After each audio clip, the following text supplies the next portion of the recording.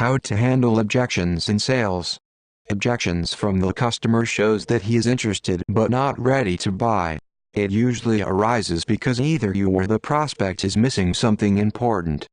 People want to feel good about their purchases, whether business or personal. They want to be sure they made the right decision. Objection handling is when a prospect presents a concern about the product or service a salesperson is selling, and the salesperson responds in a way that alleviates those concerns and allows the deal to move forward. Categories of objections. Price. Price objections are the most common type of objection. People always want the best deal at the lowest price. No one wants to pay more for something they perceive to cost less. Prospects may compare the price of the competitors to evaluate your offer. You will have to differentiate your offer and show the prospect the value addition your offer brings in. Product. The prospect may raise concern about the product or service you are offering. This could be about its quality, features, compatibility with existing equipment, etc. They might say that your product is too complicated or specialized for their current setup. People also hesitate to shift to a new system if they have become very comfortable with the existing one. Competitor. The prospect will compare your product or service with that of your competitors to analyze your offer.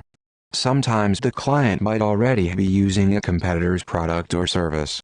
You should be able to take advantage of this comparison as and when possible. Use this opportunity to differentiate your product or service from the competition. Timing of the offer.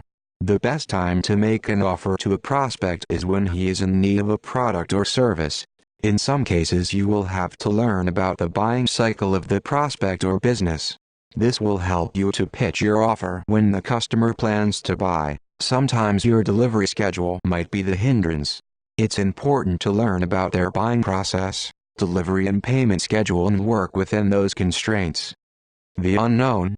Then there will be excuses that are difficult to resolve. It might just be that the person you are dealing with is prejudiced towards you or your company. He may have a dislike for you because of past experience with your company. Or maybe they just don't want to bring in something new. They won't be upfront with these objections, as they are very personal to an individual. If you are dealing with a company or business, it is always better to have multiple contacts there. This will give you an opportunity to extract the exact reason for the rejection. The solution. Once you have understood the objections, make sure you have good solutions to handle them. The following exercise will help you. Make a list of the most common objections. Find multiple solutions that are suitable for those objections. Draft questions that will help you understand the objections. Steps for handling objections. It is always better to have a systematic process for handling objections. The following process might be helpful. Listen, ask, solve, confirm, move on. Listen. A salesperson tends to speak more than listen, particularly when he gets worried because of the objection raised.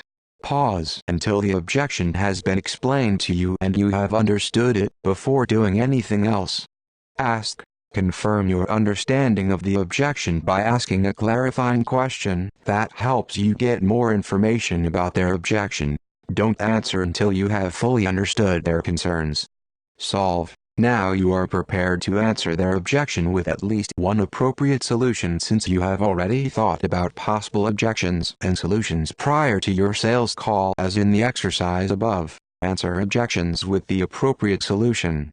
Confirm. If you have offered them an explanation, you need to make sure that the resolution you offered meets their need. If not, you need to go back and make sure you understood the objection and then offer an acceptable solution. Move on. If the solution is acceptable to the customer, move on to the next step in the sales process, to closing the sale or to the next objection if there are more. There might be times when the solutions might not meet their specific needs. Here it's better to move to the next prospect. Objections are unavoidable in the sales process.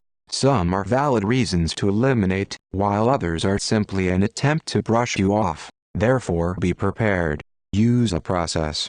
Close more deals. Watch out for our upcoming videos. For regular updates, please subscribe to our channel.